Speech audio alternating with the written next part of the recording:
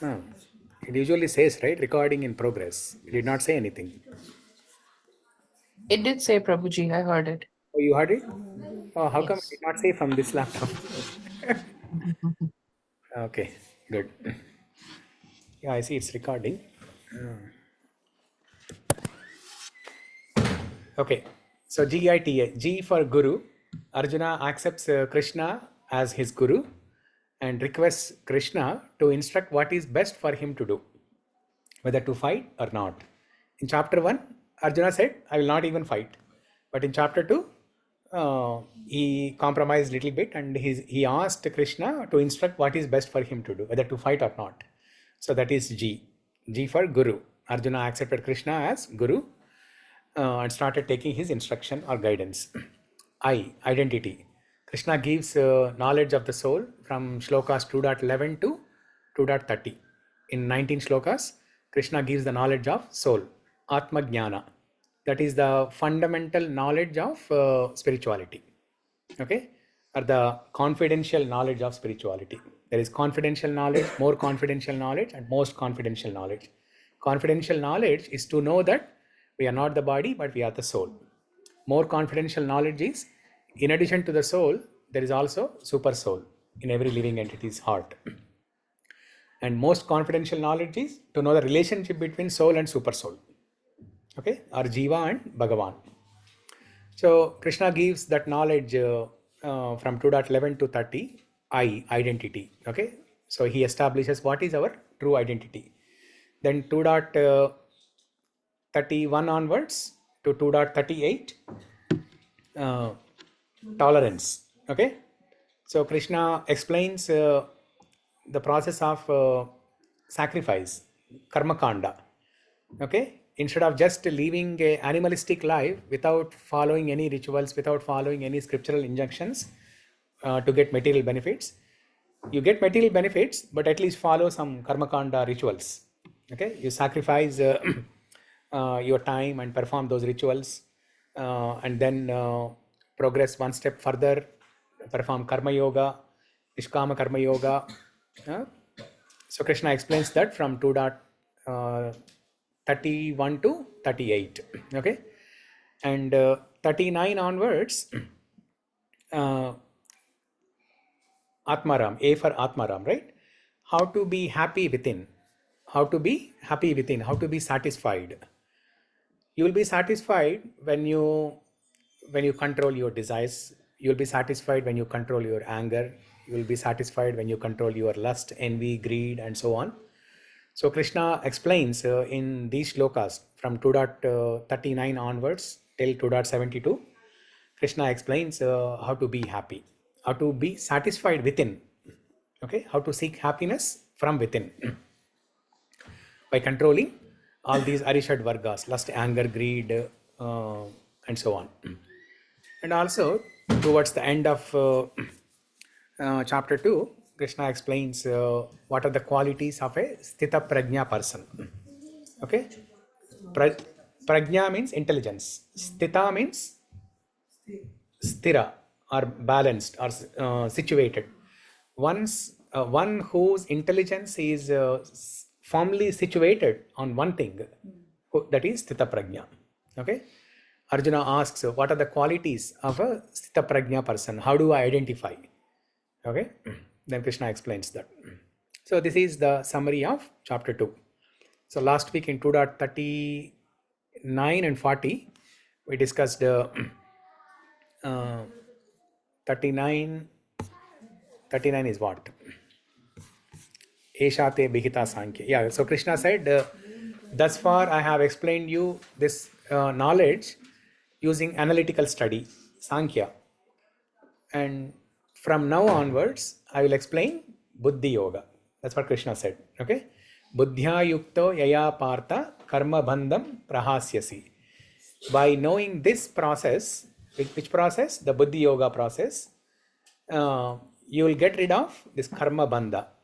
Okay? Karma bandham prahasyasi. So what is Buddhi Yoga? Buddhi Yoga is nothing but, Buddhi means intelligence. Yoga means to connect with God. Use your intelligence to connect with God. Use your intelligence to connect with God. That is Buddhi Yoga. In other words, Buddhi Yoga is also known as Nishkama Karma Yoga, or in Prabhupada's words, Bhakti Yoga. Buddhi Yoga is same as Bhakti Yoga also. Okay. And we discussed Karma Kanda, Karma Yoga, Nishkama Karma Yoga. So what is Karma Kanda? What is Karma Kanda? To fulfill our material desires, whatever prayers and other things we do. Yeah. So, okay, so before we even understand these technical terms, right? So, why Krishna is explaining this process of karma? Karma means action. The Sanskrit word karma means action. Okay? It has many great details, but in simple words, the meaning of the word karma is action. So, why Krishna is talking about action in all these shlokas here? Karma Kanda, Karma Yoga, Nishkama Karma Yoga, all these. So every action has reaction, and then we will keep coming. We will get entangled in it, and we keep coming. Okay. Because Arjuna is not performing this action. So explaining karma actions and benefits. Okay, good point. Yeah, good point. Okay. And Jiva is made to perform actions, right? Jiva cannot be without actions. Okay, very good. Another good point. What else? Why Krishna is talking about action? Because our action is more important in this material world Uh-huh. to do our duties towards Krishna consciousness or to follow Krishna. Okay, action is more important. That's a good thing. Okay, so remember that word. Action is more important, but more important than what? That's the question. Okay. So the question is, why is action important? Hmm? Why is action important? Why is action important? Yeah, So I think that's the question. it's the only way where you can disentangle yourself, like come out of it, or the only way where you can untangle. So it's both bond. It can be a bondage and it can be liberating. So it's basically the tool Okay. with which you can either entangle yourself or liberate yourself. Okay. Very good. I also think Yeah. that action, you have to have the will to do the action, and the will God gives to everybody to take it. So that's the only part which is not controlled by Krishna. You have the will, Yeah. you have to take the action. So it's very much important to regulate your will to get action. So Okay. Good. You want to say anything, Sana? Okay. So yeah, these are all good points. The context why Krishna is talking so much about action is before action, what did he do? What did Krishna do? Before action. Chapter 1, you say? No, chapter 1, Krishna did not speak at all. Chapter 2. Huh? Spoke about Bhagavad Gita. Before doing No, this is all Bhagavad Gita. He spoke about like we are the body, not the soul. Don't worry about them. We are the body, not the soul. Oh, we are the soul, not the body. You're talking about all of our conditioned state, right? That's what we think. So conditioned. That's what we think. So Yeah. we just talk about we don't worry about them. They are already died. They are all there. They're eternal. Yeah. They are always there. So good. So Krishna spoke about soul. Before action, Krishna spoke about soul. Atma Jnana. Atma Jnana. But that is just theory. Atma Jnana is just theory. Knowing that I am not this body but I am the soul is just a theory. Okay, we all understand that. But are we acting on that platform? We are not acting on the soul platform. We are all acting on the bodily platform. So now Krishna is taking us one step above so that we can act on the soul platform and not the bodily platform. Okay, that is reason number 1 why Krishna is talking about action. Another reason is, now the soul knowledge, Atma Jnana, that Krishna spoke in 2.11 to 2.30, those 19 shlokas, is a theory for us. That is Jnana. Now we need to have realization of that knowledge, Vijnana.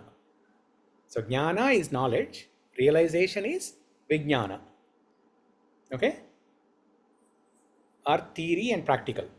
Okay? So for us to get that Vijnana or that realization, saying that I am the body, I am not the soul, I am not the body, I am the soul, we need to do some action. Okay? See, if one does a mistake, it's contagious. Everybody catches it. Then we all have to repeat. Okay, everybody repeat. I am not the body, I am the soul. I am the soul. I am not the body, I am the soul. Okay, so today instead of chanting Hare Krishna, just chant this. Krishna's will, Prabhu. He wants Yes. to remind us. Remind us, So to get Vijnana, we need to perform action. So when you perform action, you will get Vijnana. Otherwise, it will just remain as Jnana only. Okay? So that's why to help us progress step by step, Krishna is speaking. Krishna is speaking about all these things: Karma Kanda, Karma Yoga, Ishkama Karma Yoga, and then Bhakti. Okay. So Karma Kanda. Now let's try to understand these technical terms. Karma Kanda. What is Karma Kanda? Karma Kanda is a set of rituals or Vedic procedures that are performed to get material benefits. Okay, you perform a fire sacrifice, havan, or you do 108 pradakshinas, in that Balaji temple in Hyderabad to get a visa, or there is a puja to get a good husband, good wife. Okay, so Katyani Vrata is a puja to get good husband.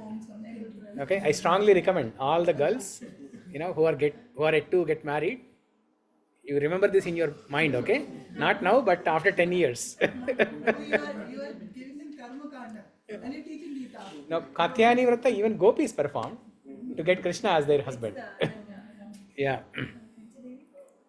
Andal, she does that. No? That's the story. Andal also performs that. Yeah, Andal is also like one of the gopis. Yeah. In North, it is 16 Monday.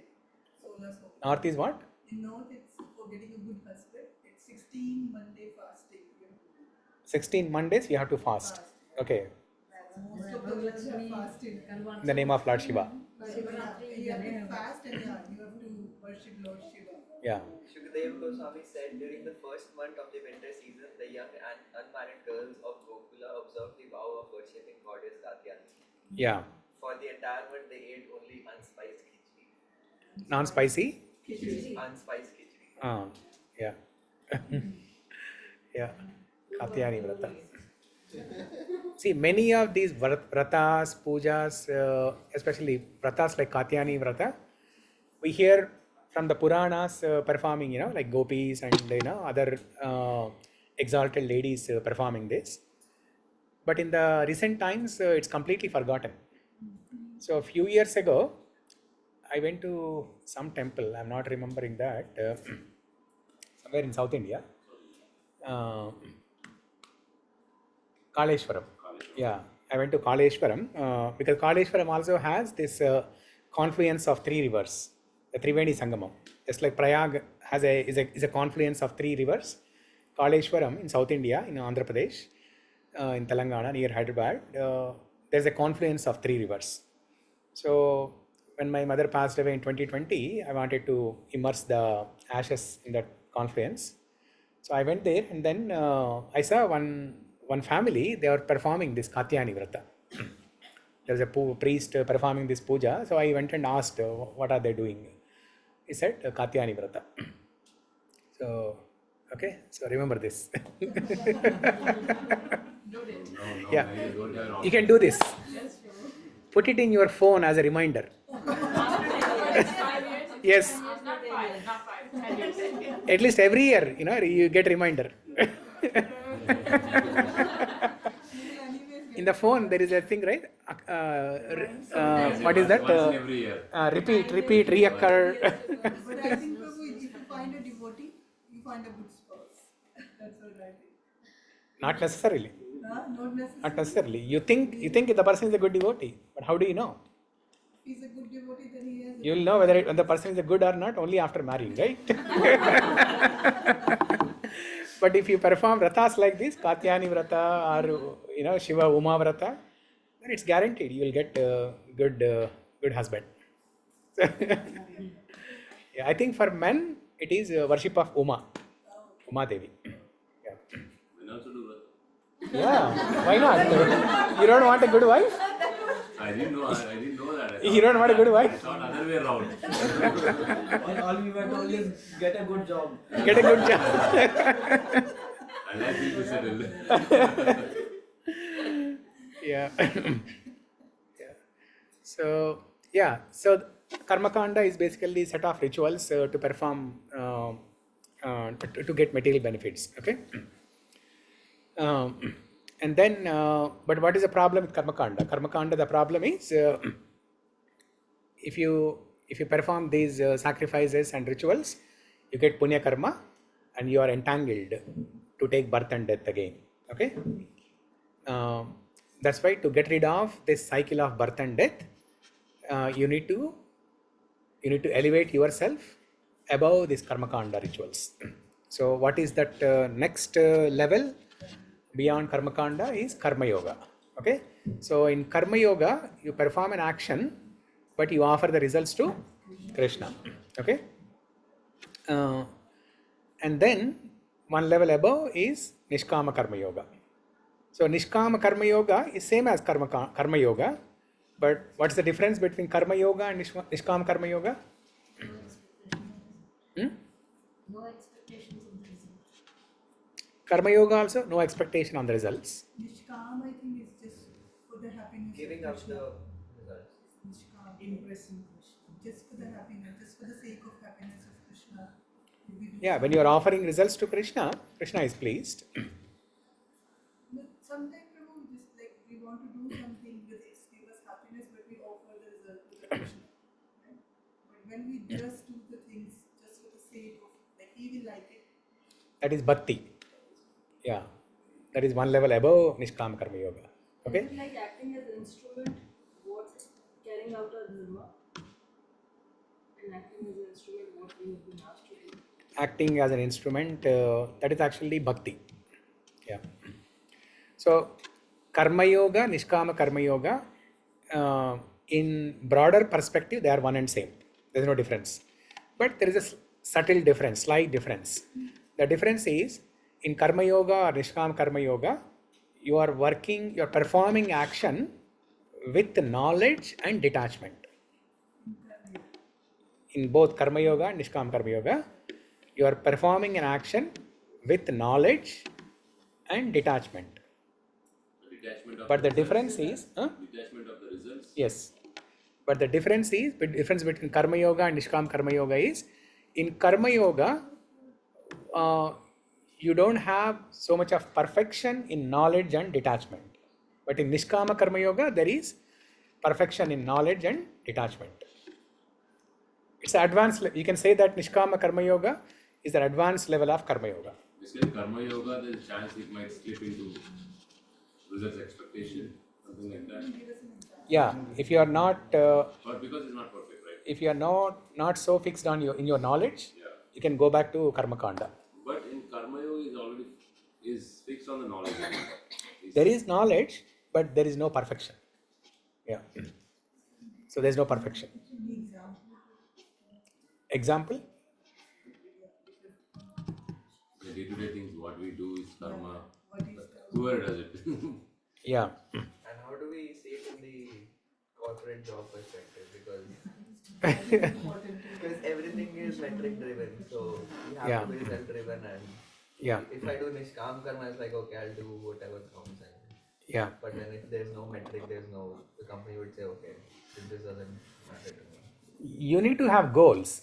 When Krishna says, do your work and offer results to me, it doesn't mean Krishna is not asking you to set goals and achieve greater success.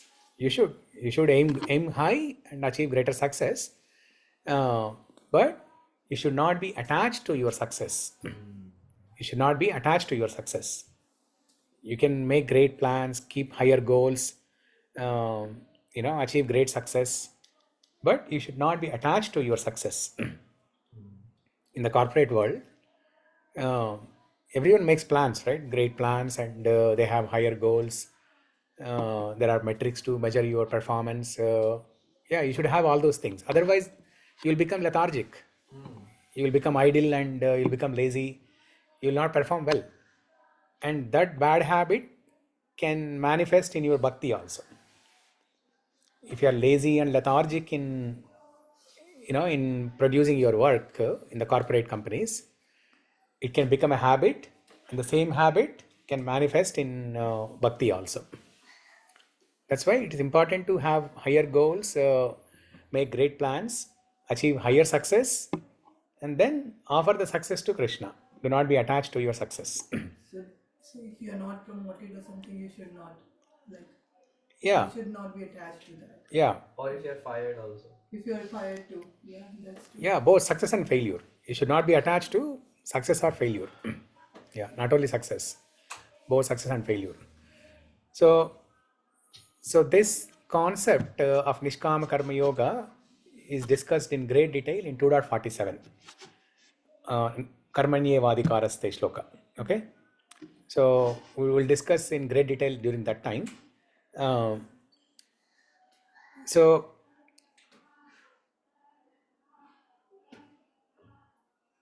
if you are asking for examples from Bhagavatam or something for Karma Yoga and Nishkama Karma Yoga, even I'm not able to recollect on top of my head, but I can find it out, and maybe during that shloka we can discuss it. Like one of the examples, like they're conducting these classes. Mm-hmm. For you also, you just come from some language from so far, and you're conducting. So is this Karma Yoga, or is it Nishkam, or is it Bhakti? This is Bhakti. Yeah. Okay. So now let's understand the difference between Nishkama Karma Yoga and Bhakti. Okay. So Bhakti is the topmost. It is above Jnana, above Karma, above Ashtanga Yoga, above anything else. Okay. It supersedes everything. Okay. It is superset of everything actually. Okay. Superset means what? That is there, and it also includes everything else. Okay. So Bhakti includes Jnana, Karma, Ashtanga Yoga, everything. All the benefits that you achieve by performing Karma Yoga, by performing Jnana Yoga, by performing Ashtanga Yoga, that is all included in Bhakti Yoga. So now what is Bhakti? So in Nishkama Karma Yoga, you are working, but you are offering the results to Krishna. In Bhakti also, you are working and you are offering the results to Krishna, but the difference is you are only doing that work that pleases Krishna. And we discussed with an example, right? What was that example? Gulab Jamun example. Yeah. Let's say somebody comes to your home. Okay? So you serve Gulab Jamun, thinking that they'll be happy. Okay? You are not eating that Gulab Jamun, but they are only eating it. Okay? You have offered the results of your cooking to them. Okay? But what if that person does not like Gulab Jamun? Yeah, instead of Gulab Jamun, they like bread halwa. So they are not pleased. So the best way of pleasing a guest is to know what they like. So before you invite them to your home only, you should ask, I'm inviting to my home. What do you like? Should I make bread halwa or jamun? If they ask both, you have to make both. If they say don't make anything, don't make anything. So many things in that. So now you know a list of things that I like. So when you are doing that work that pleases Krishna, that is Bhakti. In Nishkama Karma, you are doing the work according to your liking. Okay? For example, in the temple also, there are so many services, right? Some people like to do only certain types of services. Some people like to do other set of services. But true Bhakti is performing that action or performing that service that pleases Krishna, not you and me. Okay? But any service is towards God only, right? It either way, directly or indirectly pleases Krishna only, right? Yeah. So for example, every service that you do in the temple, that pleases Krishna. Yes. But there is need of the hour also, right? For example, there is a festival going on in the temple, okay, and the temple needs a lot of hard working and lot of heavy lifting, okay. Now, if somebody says that no, hard working, heavy lifting is not for me, I cannot do that. That means you are thinking about yourself. You are thinking about yourself, whether I am liking that service or not. No, it might like, or maybe his body is not suitable for that, right? Some people. Yeah, if the body is not suitable, that's okay. Yeah, the body is not suitable, that's okay. But if interest comes if into you the want to picture. do that or not, Okay. okay. So not everybody is ready to do any kind of service, right? Okay. For example, vegetable cutting or cooking, not everybody is ready to do that. Or pot washing, not everybody is ready to do that. Okay.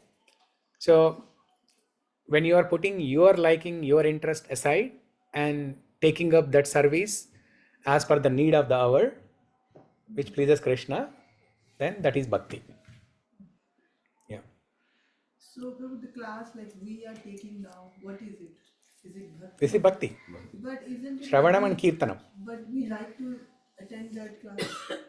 Yeah. So that's why we are coming. So then it becomes. You are liking and Krishna is also liking it.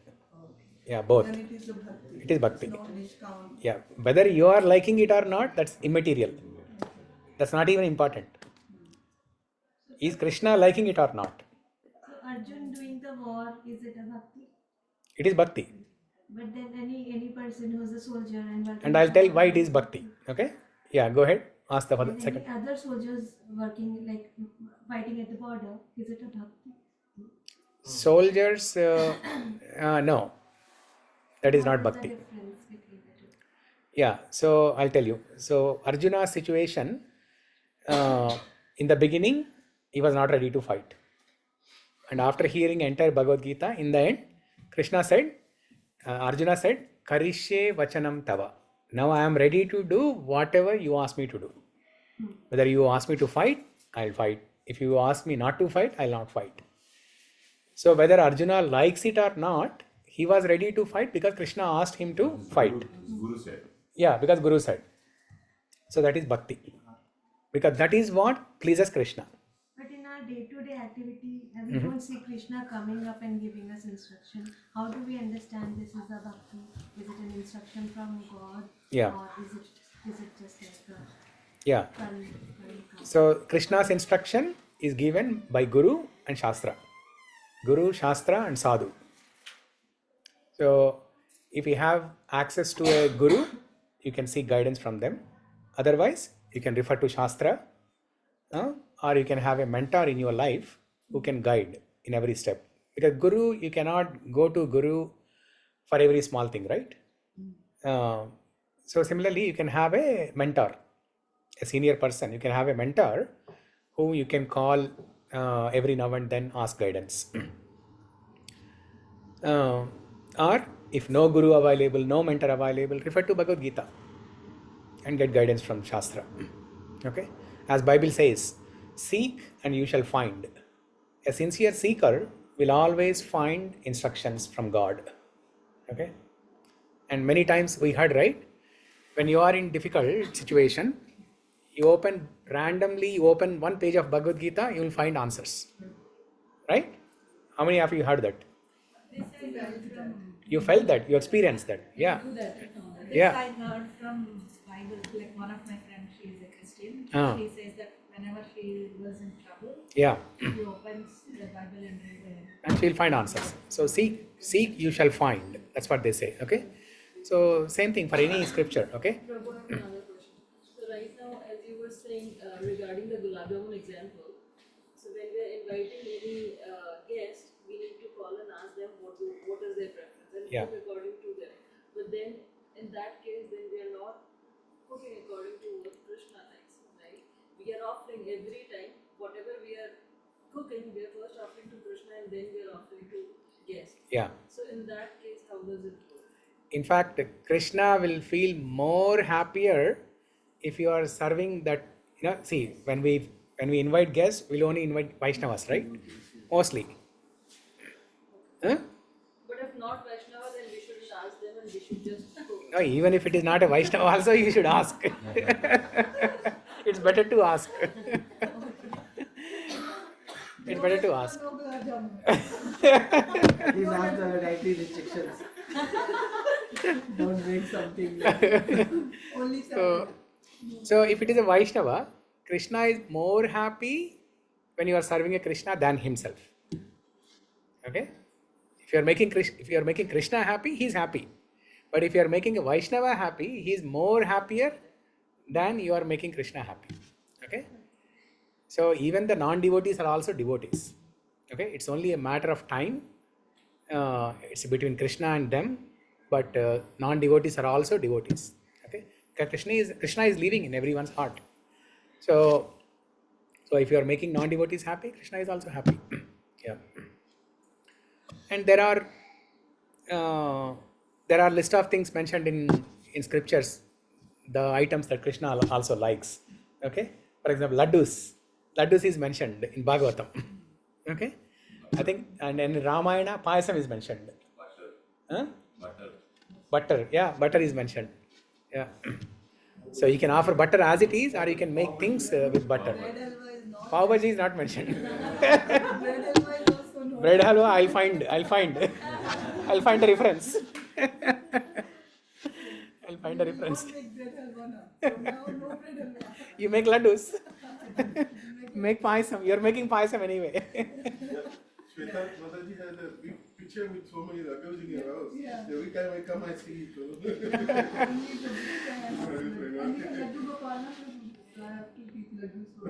In fact, Krishna and his friend Madhumangal, they both love laddus. Yeah. Yeah.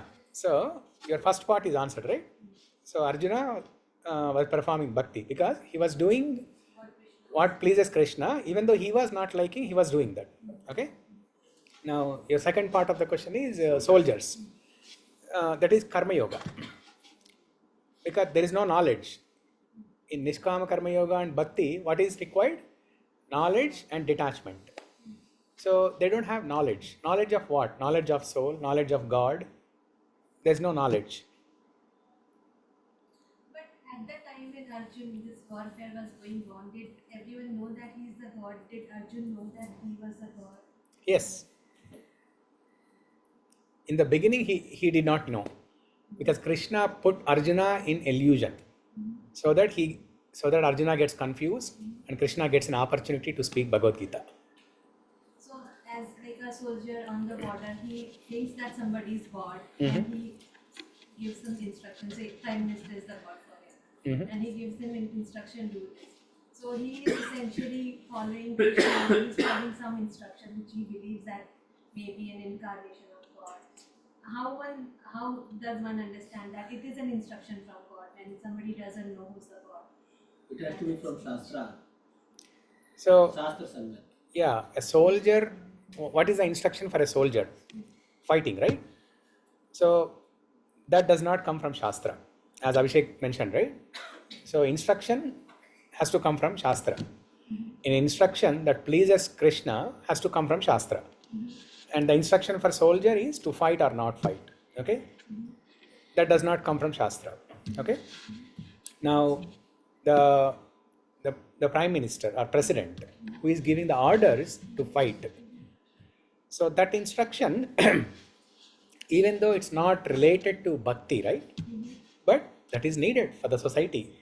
For the devotees who are living inside the country, they need safety and security. Otherwise, they cannot perform bhakti, right?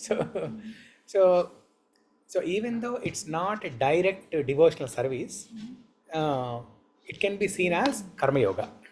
Because you are trying to save people. Yes. It's a good deed. Because that soldier, whoever is fighting, he's not fighting for himself. He's not fighting for himself. He's fighting for the sake of the people. So the result is offering for the public. Yeah.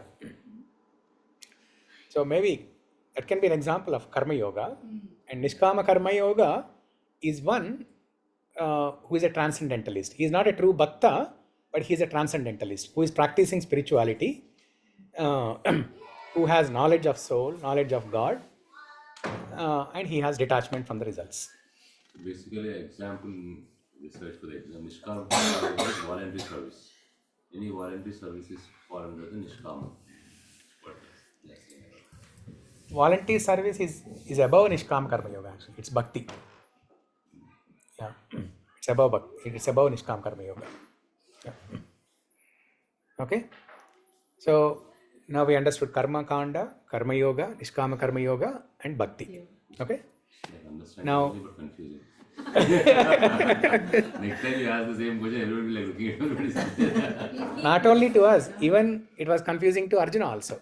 That's why Arjuna asks the same question, should I fight or not, until chapter 18. Then you are okay, bro. Until chapter 18, Arjuna asks, every chapter he asks the same question, should I fight or not? And Krishna gives some knowledge. And then Krishna gives knowledge, he does not say yes or no. Arjuna asks simple question, should I fight or not? And Krishna starts telling, you are not the body, you are the soul. This is Karma Yoga, Jnana Yoga, Ashtanga Yoga, Bhakti Yoga. So many things. He lost. And Arjuna is lost. That's why sometimes Arjuna asks a question. Krishna, please tell me what is best for me. Sometimes he says that. And sometimes he says, please tell me certainly. But point blank Please answer. tell me certainly what is good for me, whether to fight or not. Okay? But still Krishna does not say that. That's because he wants him to decide. Yeah. He'll give all the information, you decide based on this information. And in the end, after speaking entire Bhagavad Gita, Krishna says,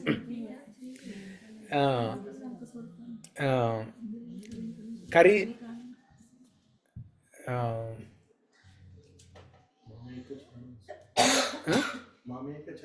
No. Before that, Krishna says, Yatechasi tadakuru. Okay, do whatever you want. Even after telling entire Bhagavad Gita, Krishna does not force Arjuna to do whatever he only says. Yatechasi tadakuru. Kuru means Arjuna. He was referring to Arjuna. Okay. So, yadhechasi tadhakuru. Do whatever you wish to do. And then what does Arjuna say? Do whatever you want to do. Karishye vachanam tava. I'll do whatever you instruct me to do. Karishye vachanam tava. Yadhechasi tadhakuru. And karishye vachanam tava. It's like when they are kids, when you ask parents, parents say, do whatever you want. Yeah. That line says 100 things. Yeah. We'll not even do what we want. We'll listen, we'll think what our parents want, and just do what parents want. Yeah. So, yeah, you were saying something. Yeah, Prabhu, again, as Prabhu said, I'm still confused. Yes. Yeah. So, if I am doing something as a karma, and I am not worried about the result, like whatever happens, whether success or failure. Yeah. So, I am a karma yogi or not?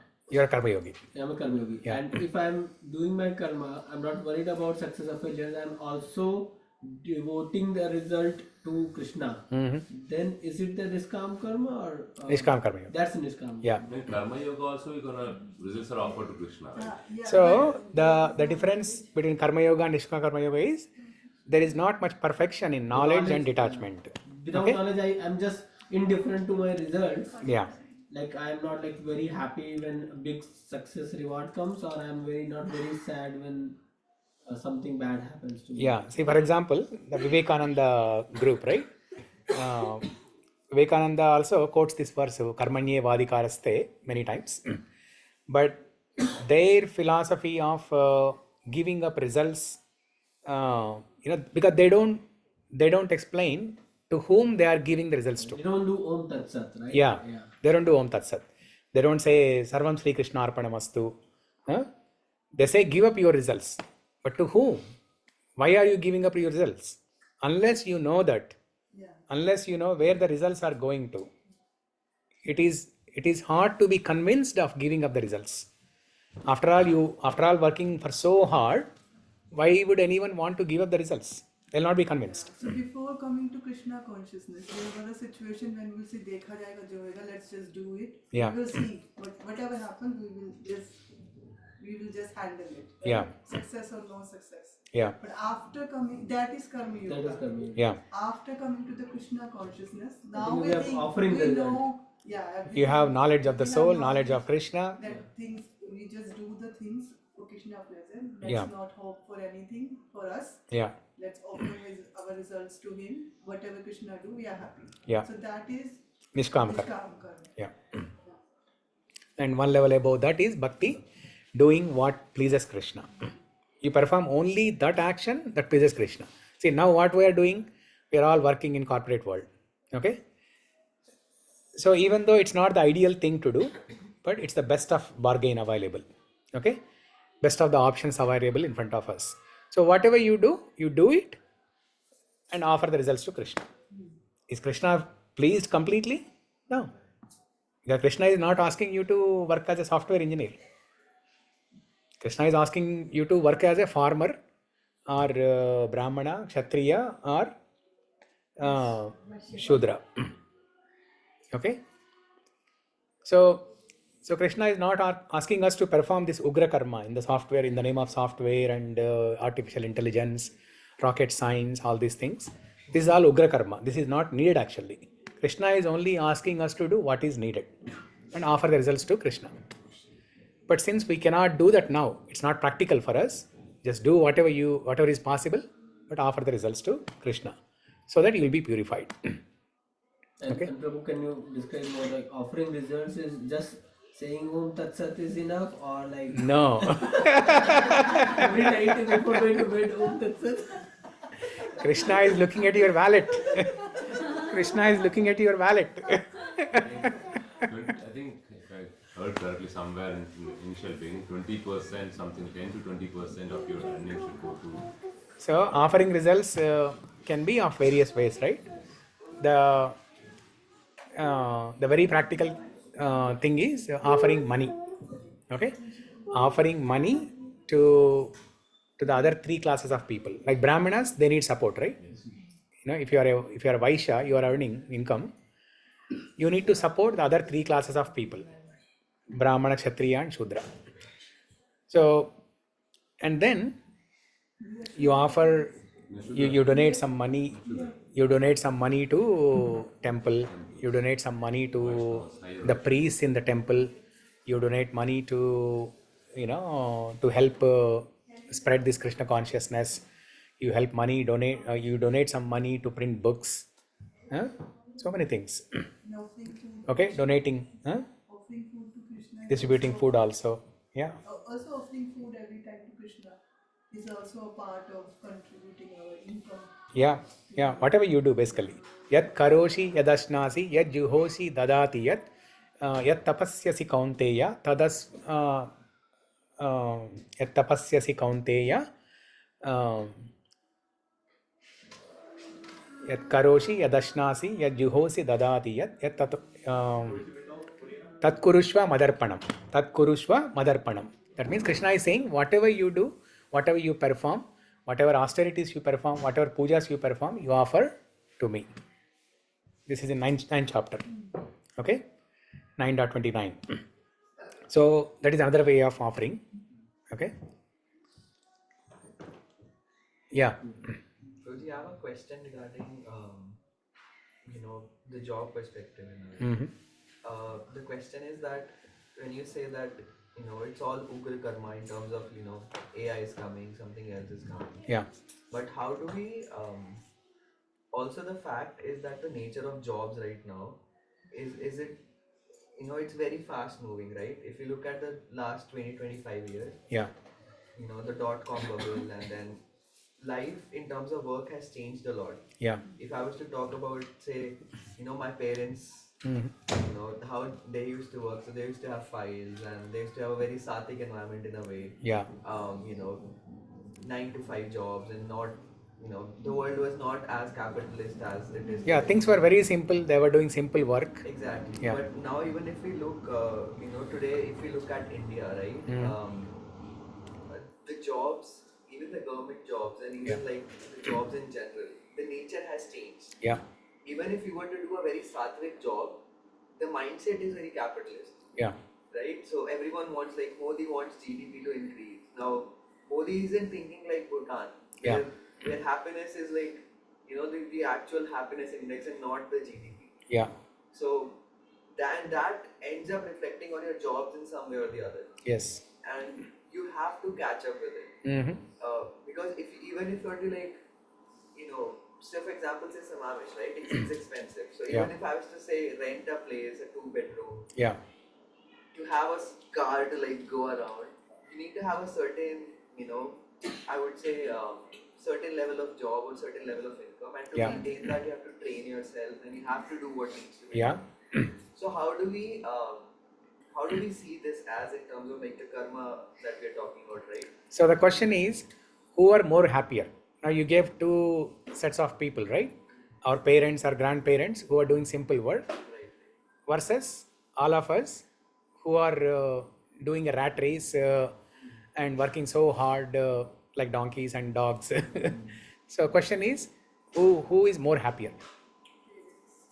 Our parents and grandparents. Even though they were doing simple work, they were more happier than us. They were more healthier, more happier than us.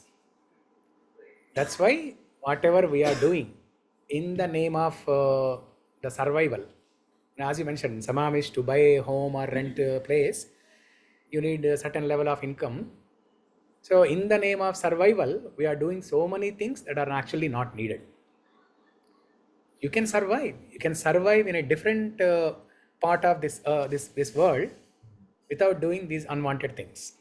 You can lead a simple life without doing these unwanted things. So when you are doing unwanted things, that is Ugra Karma. Krishna explains that in chapter 16, what is Ugra Karma. But basically whatever we are doing, all the software, AI, is all Ugra Karma only. But Prabhu, now that you're answering, what is coming to my mind is, isn't this somewhere hidden desires we have? Like, let's say Prabhu is saying Samamish. So I have desire to live in Samamish, so I have preconceived notions for myself. Yeah. Let's say, I'm not talking about just Samamish, but in general, I want to live here. And because everybody wants at least 2-bedroom house, we have set some preconceived notions, our standards on our head, which is why we have to keep up with that expectations that we have kept for ourselves. And it's not like Krishna is wanting anything from us. Yeah. Maybe.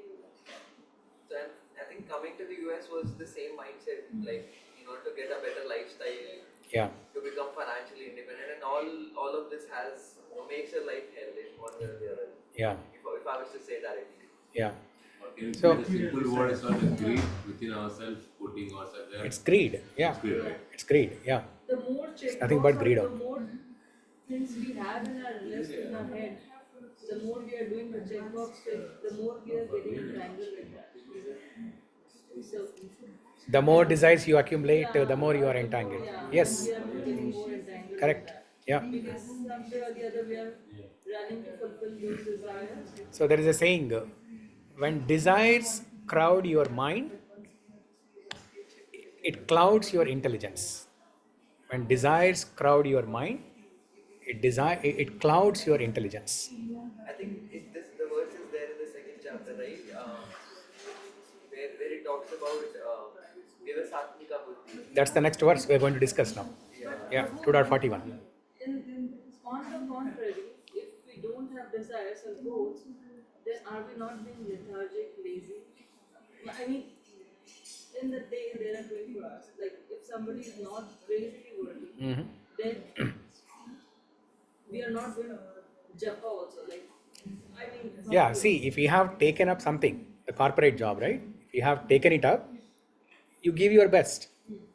It's not like I have taken up corporate job and I cannot, I should not have too many desires. So let me not aim high. Let me only do, 10 lines of code. It will not work like that. So once you have taken up something, you give your best. You give your 200%. Otherwise, you make an alternative choice of leading a simple life in a village or in a small town, in a smaller place, and lead a simple life. Do some simple work and lead a simple life. Bothal is more advanced than Samamish. Very soon you will see the home prices in Bothal will surpass the Samamish prices. It is already, yeah.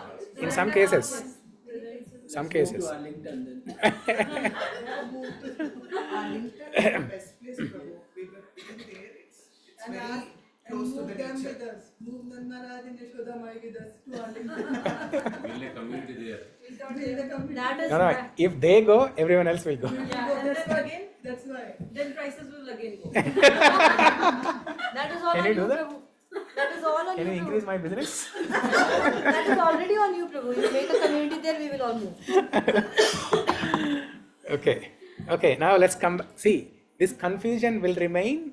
The difference between karma, jnana, bhakti, niskama karma yoga, all these things. Do not set an expectations to have clarity today only. This confusion will remain. It will continue until we reach chapter 18.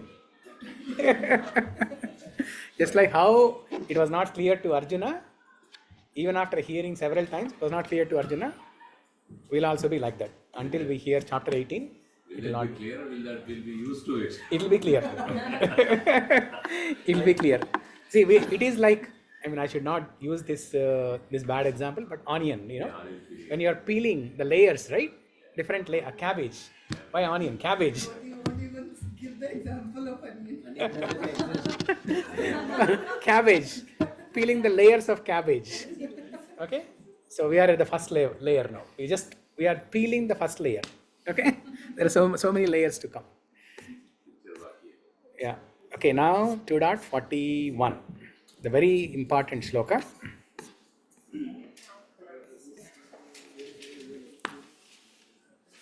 Shri Bhagavanuvāca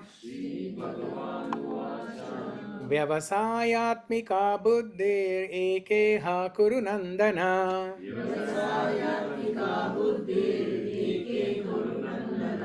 Bahushakahyanantascha buddhayo vyavasayinam.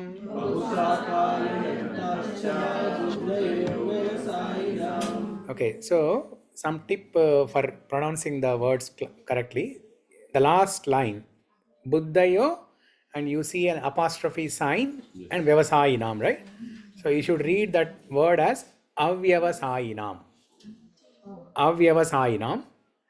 But it's a compound word. Buddhayo avyavasayinam. You don't pause and say avyavasayinam. Buddhayo vyavasayinam. It's a compound word. Buddhayo vyavasayinam. Okay? So silently that A should come. Even though A is not explicitly coming out clearly, but it should come like Buddhayo vyavasayinam. Because many people read it as Buddhayo vyavasayinam. Then the whole meaning changes. Okay?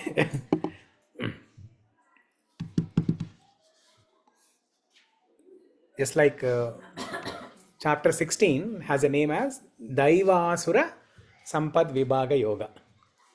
Daivasura Sampad Vibhaga Yoga. Okay? That Daiva Asura, it is like this. There is a Daiva and then apostrophe Sura. If you do not read it as Asura, it will be Sura. The demon is becoming a demigod. Okay? Daivasura. Okay, now let's read the meaning, word for word meaning. Vyavasayatmika, resolute in Krishna consciousness. Buddhi, intelligence. Eka, only one. Iha, in this world. Kuru Nandana, O beloved child of the Kurus. Bahushaka, having various branches. He, indeed. Ananta, unlimited. Cha, also. Buddhaya, intelligence. Avyavasayinam, of those who are not in Krishna consciousness. Yeah. See, Prabhupada, as we discussed last week, right? Prabhupada goes 10 steps ahead and uses the word Bhakti and Krishna consciousness, even though the actual meaning of the word or actual meaning of the shloka is not Bhakti or Krishna consciousness. For example, Vyavasaya Atmika, Prabhupada translated it as resolute in Krishna consciousness. Now, if you look at other Acharyas' commentary, like Sri Ramanujacharya's commentary or Sridhar Swami or Balavidya Vidya Bhushan, you will see a different meaning for that. Okay, so Prabhupada is making it easy for us. Okay, now we'll see what exactly Vyavasaya Atmika means after reading the purport and translation. So, translation. So, Sudan, yeah, read the translation. The strong faith that by Krishna No, the translation. Those who are on this path are resolute in purpose. Their aim is one. O beloved child of the Gurus, the intelligence of those who are irresolute is many branched. Yeah, you can read the purport. Swapna. A strong faith that by Krishna consciousness one will be elevated to the highest perfection of life is called Vyavasayatmika intelligence. The Chaitanya Charitamrita. Chaitanya Charitamrita. Charitamrita states, faith means unflinching trust in something sublime. When one is engaged in the duties of Krishna consciousness, he need not act in relationship to the material world with obligations to family traditions, humanity or nationality. Fruitive activities are the engagements of one's reactions from past good or bad deeds. When one is awake in Krishna consciousness, he need no longer endeavor for good results in his activities. When one is situated in the Krishna consciousness, all activities are on the absolute plane, for they are no longer subject to dualities like good and bad. The highest perfection of Krishna consciousness is renunciation of the material conception of life. This state is automatically achieved by progressive Krishna consciousness. The resolute purpose of a person in Krishna consciousness is based on knowledge. Vasudeva Sarvam iti sa Mahatma Sudurlabhaha. A person in Krishna consciousness is the rare good soul who knows perfectly that Vasudeva or Krishna is the root of all manifested No, it is causes. Vasudeva. See, you see the line above A? Okay. Vasudeva. Vasudeva means son of Krishna. Vasudeva means Krishna. That Vasudeva Sorry, or Krishna Vasudeva is father of Krishna and Vasudeva is son of Vasudeva. Son of Vasudeva. is the root of all manifested causes. As by watering the root of a tree, one automatically distributes water to the leaves and the branches, so by acting in Krishna consciousness, one can render the highest service to everyone, namely self, family, society, country, humanity, etc. If Krishna is satisfied by one's actions, then everyone will be satisfied. Service in Krishna consciousness is, however, best practiced under the able guidance of spiritual master, who is a bona fide representative of Krishna, who knows the nature of the student and who can guide him to act in Krishna consciousness.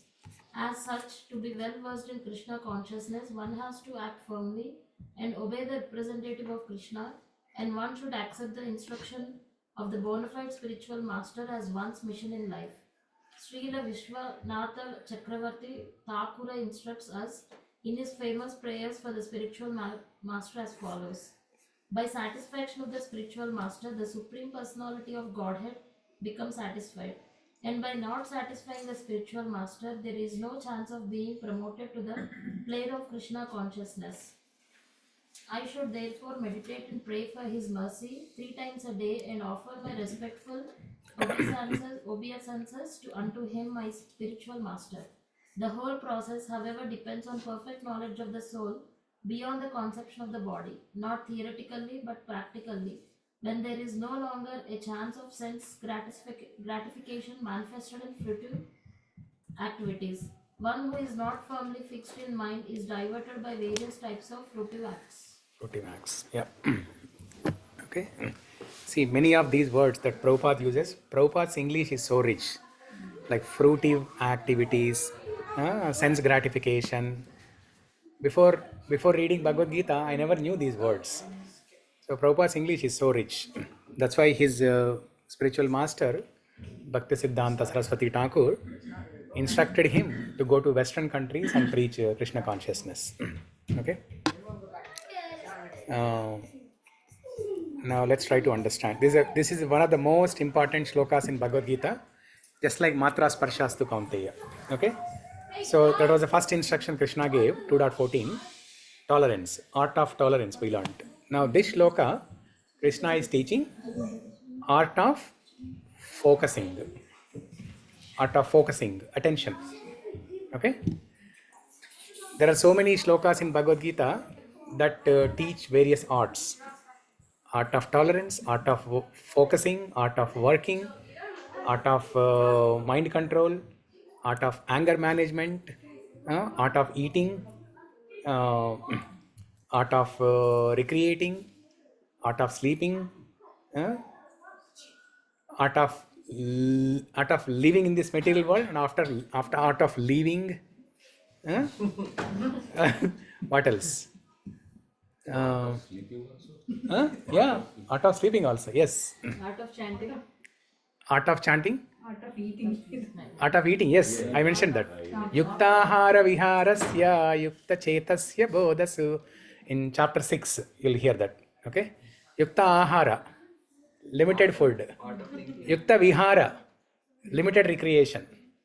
Okay.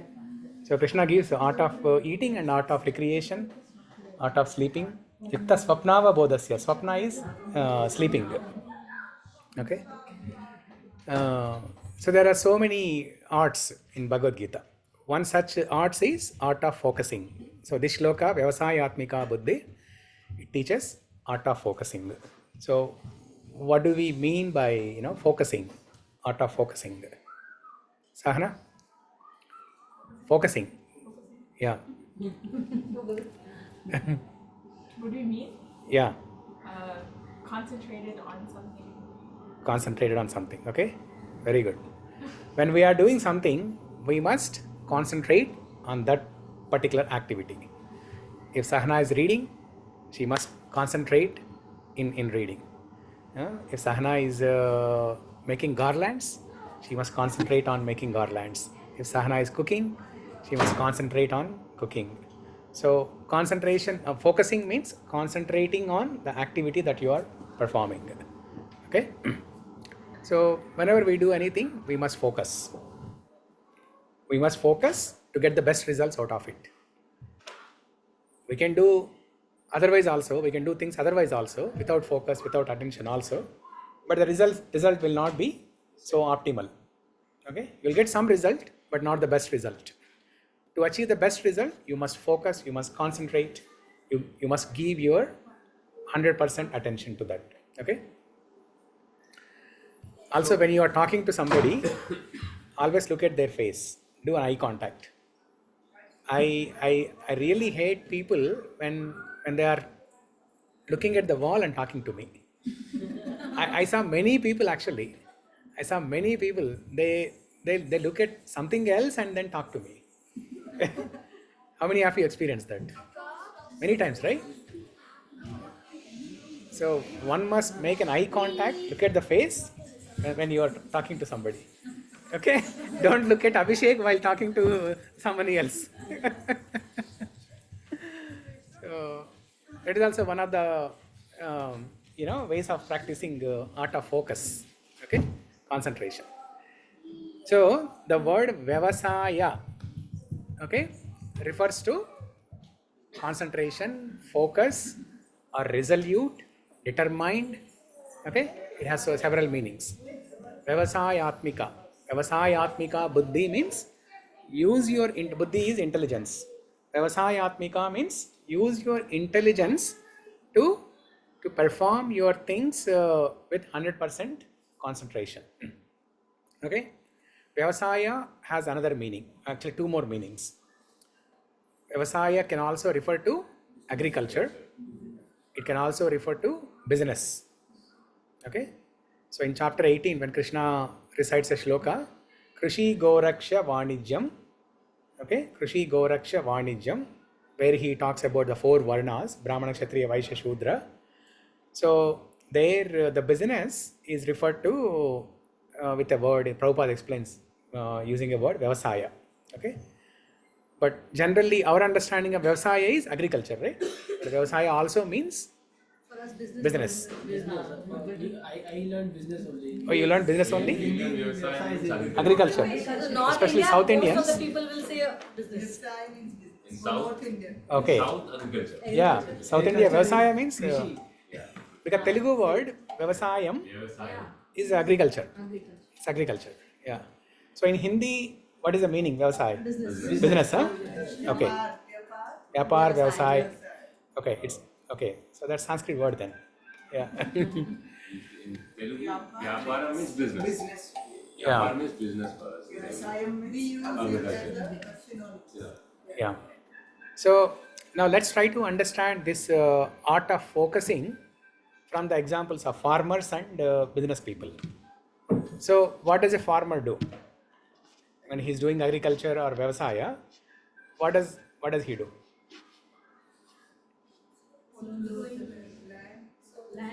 Yeah, he plows the land. Yeah. Uh-huh. Water పడతారు. Yeah. మందు కొడతారు. Yeah. తర్వాత harvest చేస్తారు. Okay. Basically, మళ్ళీ అమ్ముతారు. Yeah. So he plows the land, he plants the seeds, he waters the plants that are growing, Medicines. and then pesticides. And then praise. He removes the weeds. He prays to God for the rains and everything. Huh? We also offer First harvesting. Yeah. So after doing all this, he harvests the crops from the field and then offers the harvesting to God, Sankranti day, and then they eat. And then feast. And then feast. Okay. So when the farmer is doing his activities in the field, so he's focused. He's completely focused. He's focused on how the land is. He's focused on if there are any weeds that will destroy the crops, and he'll be focusing how the plants are growing. He'll be focusing on how the watering is happening. He'll be focusing on how the fruits and vegetables are growing, and are they falling on the ground, or what arrangements he has to make. So he's focusing on everything. Okay. Without concentration and focus, he cannot get good yield from the crops. Now his goal is only one. What is his goal? To get the highest yield from his crops. If he has mango trees, his goal is to get the highest number of mangoes that year. If he has harvested 1,000 mangoes last year, now this year his goal is to increase that number. One-pointed attention. Vyavasayatmika buddhi means one-pointed attention. So what is his one-pointed attention? How can I make 200 mangoes this year? How can I harvest 200 mangoes this year? That is one-pointed attention. Vyavasayatmika buddhi. Okay. Similarly, when you are performing your sadhana, okay, in bhakti, when you are performing your sadhana, you should have Vyavasayatmika buddhi, resolute purpose in life. Okay. You should be resolute. You should be determined in your practice. Okay. Those who are One question. So when sometimes I heard in different sessions also when you're working in office, when Yeah. you're doing work at office, you keep chatting. yeah. So how does it work? Or when you're doing two things, right? One is responding to the emails, talking in the meetings, and how can you chant parallel?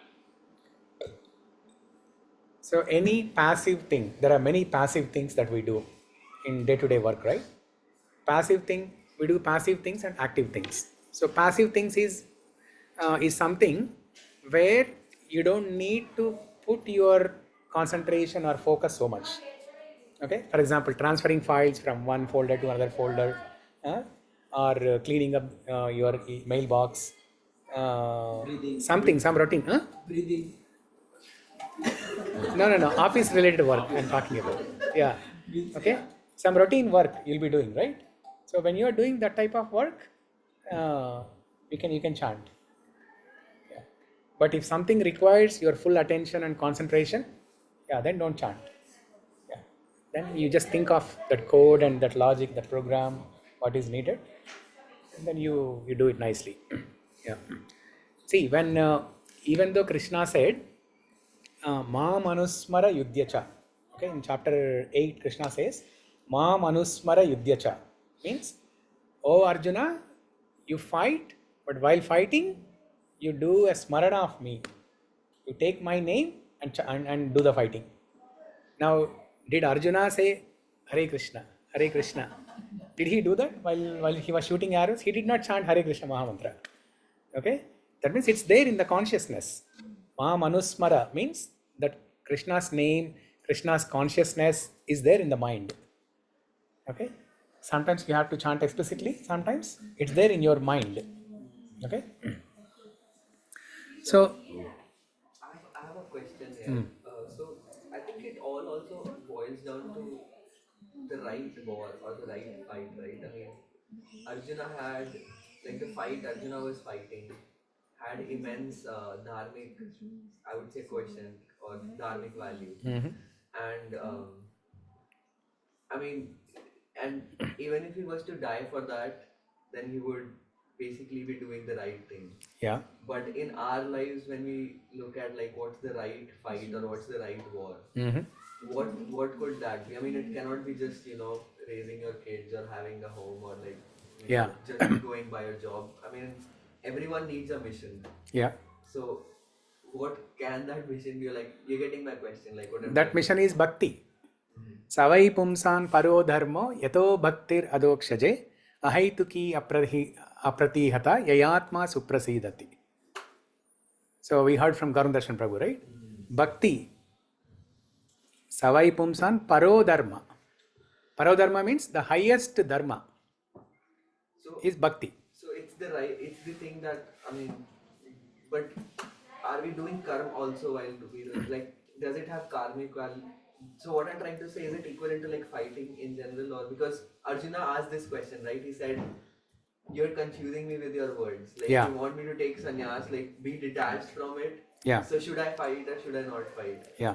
So while even doing bhakti, I mean, bhakti is a certain set of, I would say, Navda bhakti. So there's a certain set of activities you can do. Yeah. But then to sustain life, there's a certain set of activities. And like to live life in general, like, so there's a ton of activities. Like the activity pool is so big. Yeah. What would you include in your dharma and what would the right war be for you? So if you include Krishna, if you keep Krishna in the center and perform all your activities, whether it is a corporate job or any service-oriented jobs, business or administration, any activity that you do, if you keep Krishna in the center, if you include Krishna in your activities, then that becomes bhakti. Daivi Varnashrama system. So, yeah, the process is very simple. Keep Krishna in the center and make your activities as bhakti. See, Arjuna, he was fighting. In one sense, it's not a direct devotional service. Direct devotional service is what? Doing archanam, right? Doing worship of God, doing arti to God. That is direct worship. Was Krishna doing, was Arjuna doing arti? No. But if you are fighting as per Krishna's instruction, that is equivalent to archana. That is equivalent to bhakti. Yeah. So yeah, the question is always around Krishna in Kurukshetra versus Krishna in Vrindavan. I mean, the moods are very different, although, and we have both in our lives in some way, because when you have to fight, you have to like rise yourself to a particular mission or a particular challenge that you're facing in your life. Yeah. Versus also like the mellow mood of Krishna Katha. So there's these two moods, although they're very different, but what I'm trying to say is like you have to sort of choose one at one point and the other at one point, or how does it work? Are you getting my question? Like, like Krishna in Kurukshetra, I'm sure was very different from Krishna in Vrindavan, and Yeah. the way we would interact with Krishna in both places would be different. Instructions would be different. Yeah. One is coming from Rupa Goswami, like, you know, there's Pancharatrika Vidhi, there's like different things in Vrindavan, and Kurukshetra, the set of instructions is completely different. So the mode is different, but the goal is only one. What is the goal? Surrender. No, If you are more than surrender. Means how I see Prabhu is, if we have to be surrendered and then Krishna's ways or Krishna and then act accordingly, whatever the situation may be. So what is the highest goal in life? You know, whether it's the mood of Kurukshetra or mood of gopis in Vrindavan. To satisfy Krishna. To satisfy Krishna, to please Krishna. More precisely, more than satisfying, to please Krishna. Okay, that is the goal. So to achieve that goal, some people, you know, based on their circumstances, they may be following the mood of Kurukshetra, or some people they can follow mood of Vrindavan. There are 5 different rasas, right? 5 different rasas, and your circumstances are there. If you are put in a situation like Arjuna, you cannot definitely, you know, take up the mood of Vrindavan. You have to take up the mood of Kurukshetra there. Yeah, and you have to serve Krishna in that mood. Yeah. Depending on the circumstances that Krishna puts you in, and depending on your particular rasa that you like. Okay. Yeah. So, Vyavasayatmika Buddhi. So, using the example of the farmer and the similarly business person also, right? Business person, what is his goal? His one and only one goal is, how can I increase my revenue this year compared to last year? Okay? One pointed goal. One pointed attention. That is Vyavasayatmika Buddhi. Similarly, when it comes to Bhakti or Krishna consciousness, the Vyavasayatmika Buddhi, what is that one goal? To please Krishna. Right? That one pointed attention. All our attention should go to that one point, that is to please Krishna. Okay? Those who are on this path are resolute in purpose. Okay? And our purpose of life is to please Krishna, and their aim is one. O beloved child of Kurus, the intelligence of those who are irresolute is many branched. Those who do not have a purpose in life, okay? Those who do not have purpose in life, their mind goes here and there. Their mind is so distracted, so agitated. Their mind is full of desires, and they are doing so many things to fulfill their desires. Still they are not satisfied. So they are not happy. Okay, people who have so many desires and so many distractions, they are not happy. But people who are focused on one thing, whatever you are doing, you focus on that one thing, they are happy. So in the corporate world, we hear multitasking, right? Everybody does multitasking. But there are many studies who concluded that multitasking is actually not very efficient. Even though corporates mandate that and we all do that, but it's not efficient. Rather, you do one thing at a time, that is more efficient. Yeah. You can be more productive. You can produce better results than when you do multitasking. This is also a leadership quality that we're seeing. Yeah. That when a person is put into the same project or the same thing for, like, you know, when a person grows in that and it's just, you know, one pointed focus. Yeah. Then the individual tends to perform better rather than, you know, when he's put into different contexts. And yeah. So it changes, like, his perspective a lot. Yeah, that reduces productivity. Yeah. Yeah, because your brain cannot function properly when you are doing multitasking. Context switching. Yeah. Yeah. So similarly, when there are so many desires,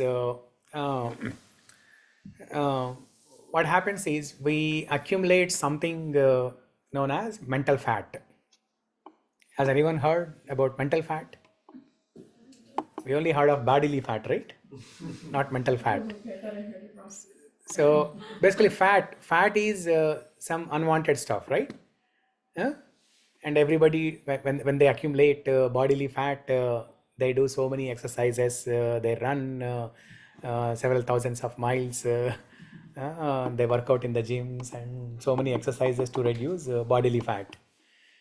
That is, you accumulate bodily fat when you eat so much. Similarly, when you accumulate so many desires, the mind accumulates something known as mental fat.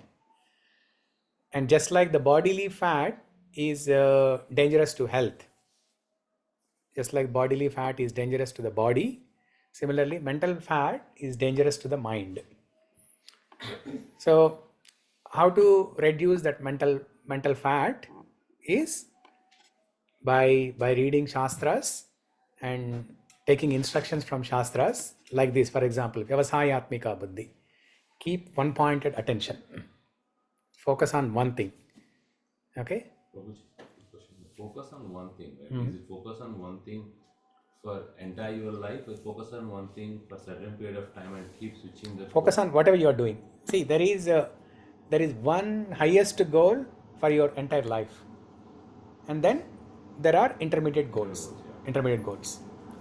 So when you have intermediate goal, whatever that particular activity you are performing, you focus on that, and you also have a highest goal for your life. So, what is the highest goal for all of us? Yeah, to achieve Krishna Prema. To achieve Krishna Prema. Okay? Now, to achieve that highest goal, or the one and only one goal in life, now we have so many short-term goals, intermediate goals. Okay? One of the intermediate goals is to finish Bhagavad Gita. To finish chanting, another goal. So Prabhuji, just to put that into a more complicated, right? For my ultimate goal is to please Krishna. Yeah. And I wanted to live in Samamish, that's an example. I want to live in, it's my intermediate goal. Let's say that, right? Just to make the theory more clear, right? I want, my intermediate goal is to live in Samamish, to stay closer to the temple, do more service, so that to please Krishna. Yeah. Is that a fair? Yes. Why not? It's a fair expectation. It's a proper expectation. There is my greed also in there. Yeah. It's a Krishna conscious expectation, and your greed will be fulfilled as a byproduct. But if you have that as a priority, to stay closer to temple so that you can perform more service, if you have that as a higher priority, then your small priorities, your greed will also be fulfilled as a byproduct. Yeah.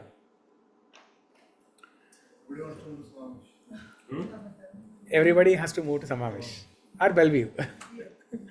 Samamish or Bellevue. I'll get a temple in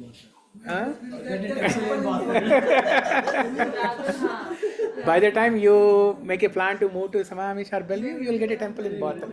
So you will not go anywhere. Where is it? Getting temple in Botham, the cards are not yet, nothing there. Any idea? I heard Maharaj had a vision. I'm searching for the property. Okay. Yeah. We are looking for either rental or something to buy, land, a church, a commercial property, anything. We are open to everything. So, we'll.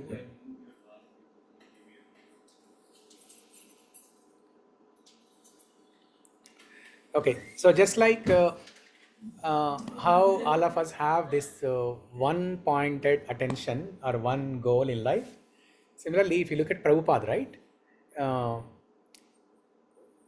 So Prabhupada, what was the one-pointed attention or one-pointed goal that Prabhupada had? To spread Krishna consciousness across the world. To spread Krishna consciousness across the world, especially to the Western countries, according to his Guru's instruction. So Bhakti Siddhanta Saraswati Thakur, when he was preaching in Bengal, so one day Prabhupada, that time Prabhupada was not a sannyasi, he was just he was grihastha, and one day his friend, and Prabhupada was participating in freedom fighting also actually. Okay, he was even working with Gandhi for some time, helping the freedom fighting movement. So one day Prabhupada's friend Abhay Charan was his name that time. Abhay Charan's friend asked Abhay Charan, there is a great monk in the in the town. Let's go and meet him. Abhaycharan was not showing great interest. Okay, but the friends so insisted so much that Abhaycharan decided to go and meet. When Abhaycharan and his friend went to meet Bhakti Siddhanta Saraswati Thakur, he was giving some lecture, and then they both sat. Abhaycharan and his friend sat in the lecture, and Abhaycharan did not say anything. He did not speak anything, but Abhaycharan's friend told to Bhakti Siddhanta Saraswati Thakur, saying that my friend Abhaycharan, he is very good at English. Then Bhakti Siddhanta Saraswati Thakur, he gave one instruction to, it was not even like an instruction. He just told him casually, since you are good at English, why don't you write books and spread Krishna consciousness to Western countries? Just a casual instruction. Because he was not even his guru that time. And Abhaycharan was not even practicing bhakti so seriously. He was doing his pharmacy business and helping freedom fighting.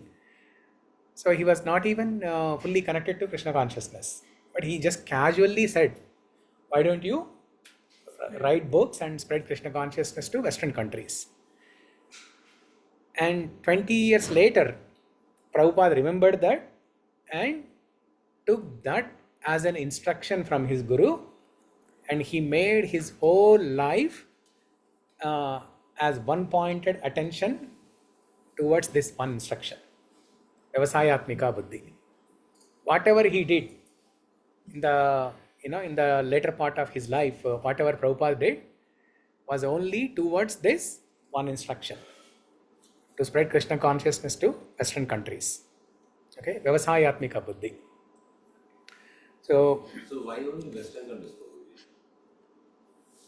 What was the yeah, we discussed this, right? If one Westerner practices Krishna consciousness, looking at that Western person, 1,000 Indian people will follow this path. Whatever Westerners do, Indians will follow. They'll imitate. Yeah. Western culture will say that. Western influence. Influence, yeah. So, okay, now the question is, how do we develop this one-pointed attention, Vyavasayatmika buddhi? How do we become resolute in our purpose? How do we become determined in what we are doing? Now we all understood that we need to become determined, we need to become resolute, we need to have one-pointed attention towards Krishna consciousness. But how to become? How to become resolute? Krishna consciousness basically. Yeah. How to become resolute in Krishna consciousness? I think reading and association. Okay. Some things to do continuously. Doing consistently Reading and constant. Yeah, these are the tools. Okay, these are the tools. Until unless we make our mind understand that mind and soul are different, and what we Body are, and soul are different. What we are is a soul, mind, body is temporary. Unless until we don't determine that one and have a pointed focus on that one, whatever we do doesn't apply. Okay. Once we get to that perfection, Yeah. and then it will be automatically everything, and our sole purpose is to serve Krishna, Okay. then things will fall in place. Anybody else? First we need to identify like what we need to resolute to, right? Like as Prabhupada resoluted to, like say, spreading Krishna consciousness in Western world. We need to find a guru. Yeah, the resolution is to become perfect in Krishna consciousness. That's a resolution. That's So how do we become resolute in achieving our resolution? Krishna himself. When you know your destination, you get focused. Okay. Believing and loving the God. Believing And loving the God. in loving the God. Okay. doing service every day. Doing service, reading, these are all tools. Okay. But before you start using the tools, there are two things that are needed to become resolute in our process. No, surrender is the last thing that happens. After you achieve perfection, first you need to become resolute. See, resolute means you become determined. That's another word, okay? If you are getting confused, determined. Instead of resolute, determined. How do we become determined in our sadhana? I think we have to first develop love for Krishna. That's where it starts. Now, develop love and surrender. That happens in the end. Maybe we should have a limited aim to start with and try to achieve that first and then progress in that path of having a different one more step ahead of what we have. So, what can help us? Okay, what can help us? Knowledge. Okay, you're coming closer. You're coming closer. Huh? Faith. Excellent. Sahana told. You should have told. Huh? He's like confused. I think the Prabhu who used to come was. No. He used to come every Friday, Mataji. Yes. And then his the Mataji, she's the one who dresses up the deities. Yeah, his wife. Yeah. Yeah. Yes. So faith. Okay, faith. Either you need to have faith or something else. What's the second one? Huh? No. To become determined, we need faith or the second thing. Knowledge. Huh? Knowledge. You said knowledge? With knowledge, your faith becomes stronger. Okay? So knowledge and faith, you can put it in one bucket. Yeah, knowledge is a tool to increase faith. Yeah, very good. You are becoming a teacher. No, I'm just using your point. Reading you said it's a tool. Yeah. By reading we get knowledge. Yes. So sometimes it helps. Using my words, it helps. Yes. Faith and belief are one of the They are same. Faith and belief, they are same. If you have strong faith, then you become determined. Love, faith and love. Now, love is a higher stage. Yeah. That happens in the end. Yeah? What is that? Oh, there's an answer here, right? Faith means unflinching in trust in something sublime. But it does not actually say that faith is needed to become determined. No, it does not say that. Yeah. What is the second thing? Purpose. Huh? Purpose. Purpose? No, we have purpose and we want to become determined in achieving our purpose. For that, either we need to have faith or repeatedly doing that. Repeatedly doing that action. Consistency. Urgency also. Guru. excellent. Urgency. Very good. Now, so there are 3 people in this assembly who will get extra pizza today. Okay? I tell the names and I'll also tell why. Sahana and Jagdish for telling these 2 answers. These are the exact words I am looking for actually. Okay? Faith and urgency. And we'll discuss why faith and urgency. These 2 people will get extra pizza. There is 3rd person. Who can guess? You, Prabhu. Huh?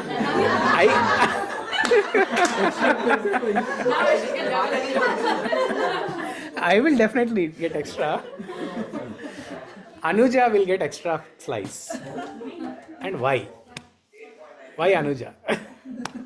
Why not Shweta?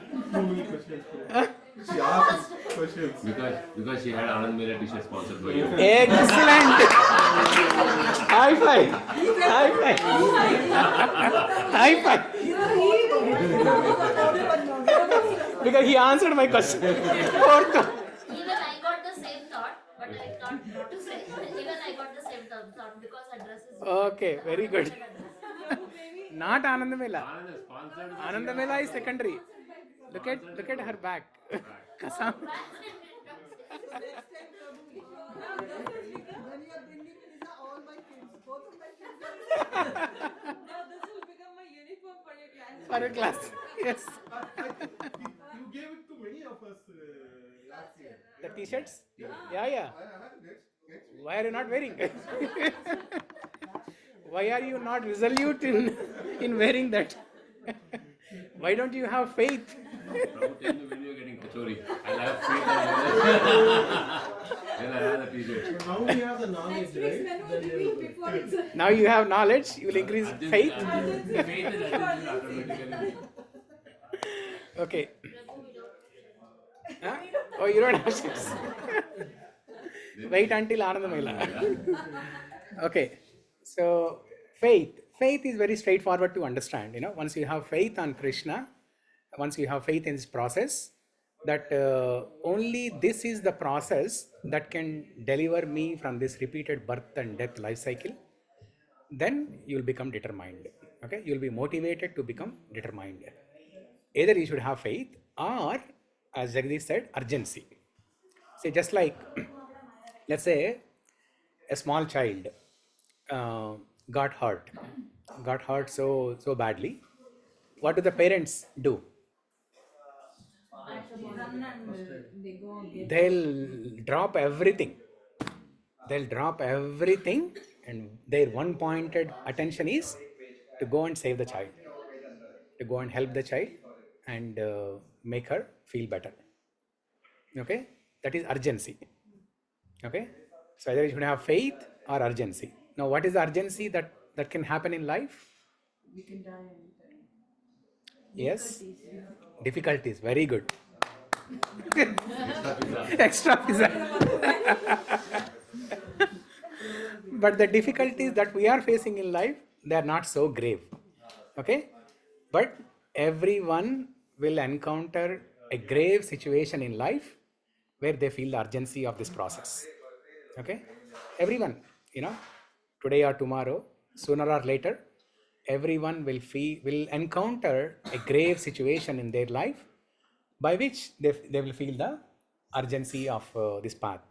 Okay, just like Uttara, she ran to Krishna, Pahi Pahi Mahayogin Deva Deva Jagatpate, because that Brahmastra released by Ashwatthama was progressing towards her womb, and then she felt the urgency and she recited those prayers, Pahi Mahi Pahi Pahi Mahayogin Deva Deva Jagatpate. Oh Krishna, please help me, please save my child. So that's the urgency. Similar.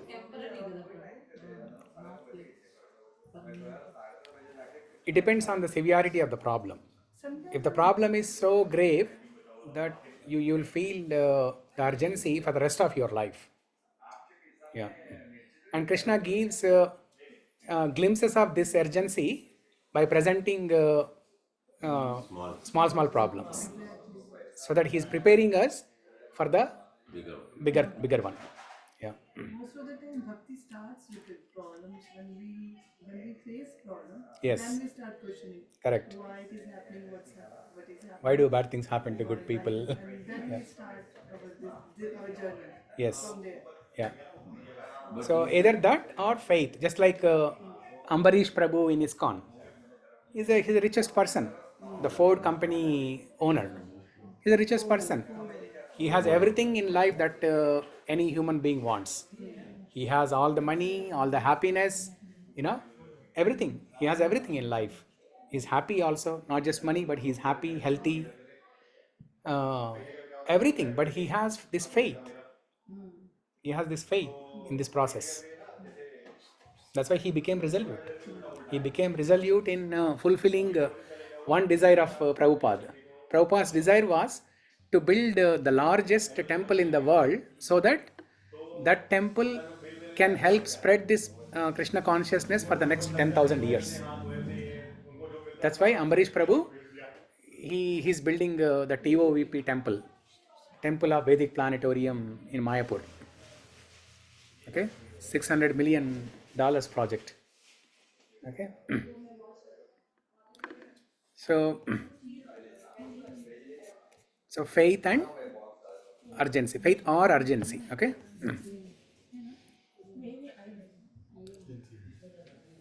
Now, many times our urgency can increase faith. Yes. I was thinking exactly. Yeah. Many times our urgency can increase faith. If you don't have faith, you start with little faith. You start this journey with little faith.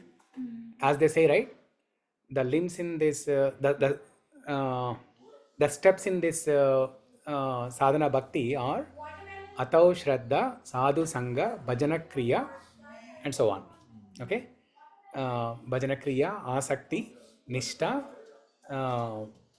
Nishta, Prema, Bhava, Nishta, Bhava, and then Prema.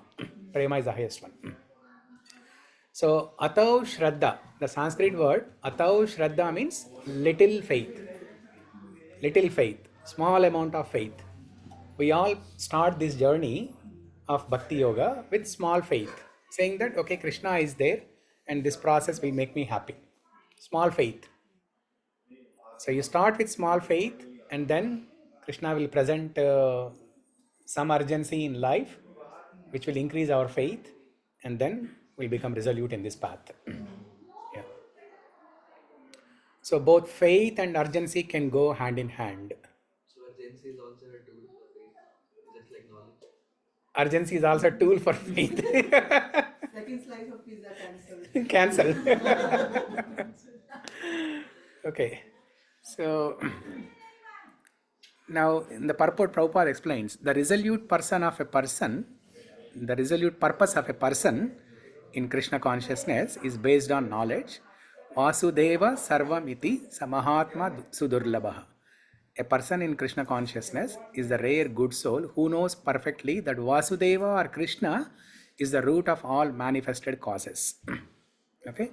So, when we have this strong faith that Krishna is the only master, I am his servant. If I satisfy Krishna, if I please Krishna, I'll become happy. If one has this strong faith, then all your activities will be channeled towards achieving this one goal. Okay, Vyavasayatmika Buddhi. Just like how a farmer does so many things to channel all his activities to one pointed goal. How can I increase my harvesting this year? Okay. Similarly, how can I attain Krishna Prema? That is our one goal in life. So whatever you do, you should do with Vyavasayatmika Buddhi to achieve that one goal. Okay.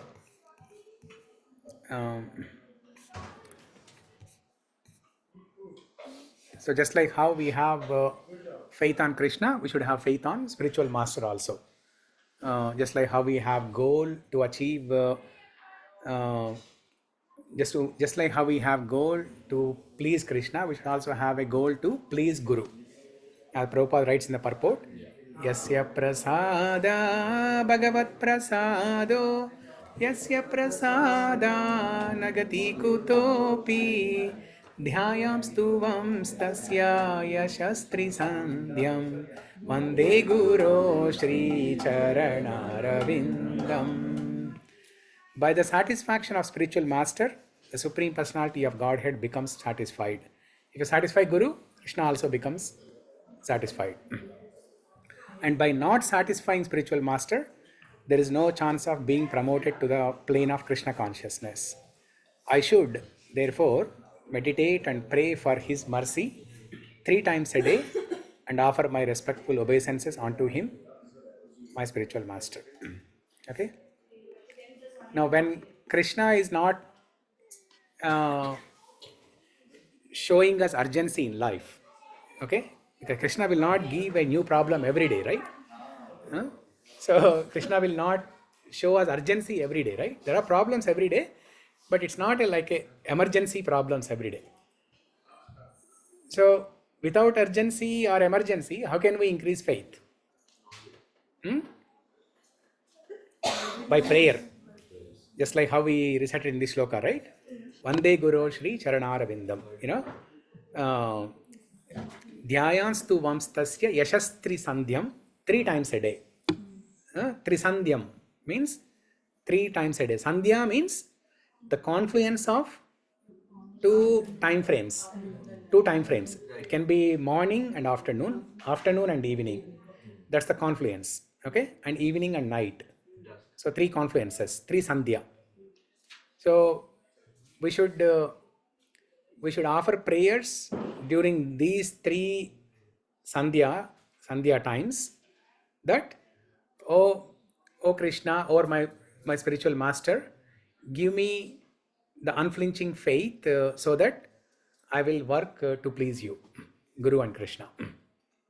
Okay? Here, spiritual master is referred to Krishna in this prayer. The Guru. No, Guru. Guru, right? Guru. Yeah. So is there any timing window that usually this prayer should happen? So basically, this concept of Sandhya comes from Brahmanical ritual when they have this threading ceremony, right? Yeah. Upanayanam, Odugu, or in some sampradayas they have Brahma Sambandha initiation, just like how we have initiation in ISKCON.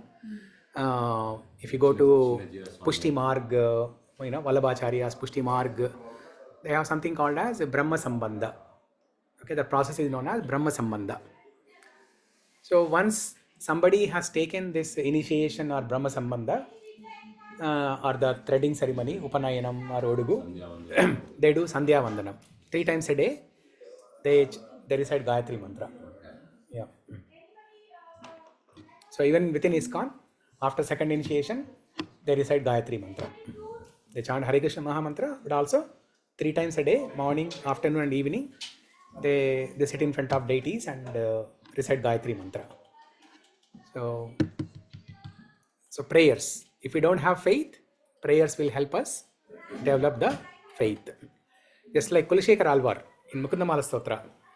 Mukunda Murdha Pranipatyayache Bhavantamekantamiyantamardam Avisprutisva Charanaravinde Bhave Mestu Bhavat Prasadat. So Kulashekar Alvar said, he prayed to Krishna. Avismrutistva Charanaravinda. Avismrutistva Charanaravinda. Charanaravinda means your lotus feet. O Krishna, O Mukunda, please give me that faith so that I will always remember your lotus feet. That was his prayer. So to develop faith, you can pray to Krishna. Right now we don't have faith. And we don't have urgency also. We have some difficulties in life, but we don't have urgency. We will get urgency. Someday it will knock the door. But we don't have to wait for urgency to develop faith. We can just pray. We can just pray, just like how Acharyas prayed. We can pray and then develop faith. So instead of waiting for urgency, does doing a proactive measure of jumping into Krishna consciousness will help to avoid urgency?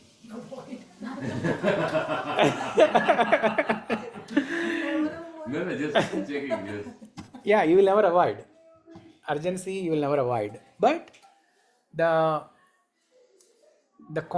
consequences of the urgency, you can reduce. The suffering that you might go through because of that urgency situation, that can be reduced. I think this example that Prabhupada gives in his purport, that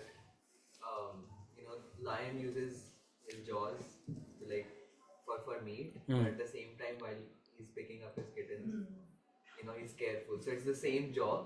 So even if urgency comes, like in those moments, you'll see, if you're Krishna conscious, you'll see it in another way or deal it in another way. Yeah. While you're not, then you'll deal it in another way. You'll feel the pangs of it. Yeah. So materially, it will be there, but suffering will not be there. Everybody goes to pain, but suffering will not be there as. Or you will have you can bear the suffering. How much longer? Yeah, done. Yeah. You can sustain that pain with the grace of God, right?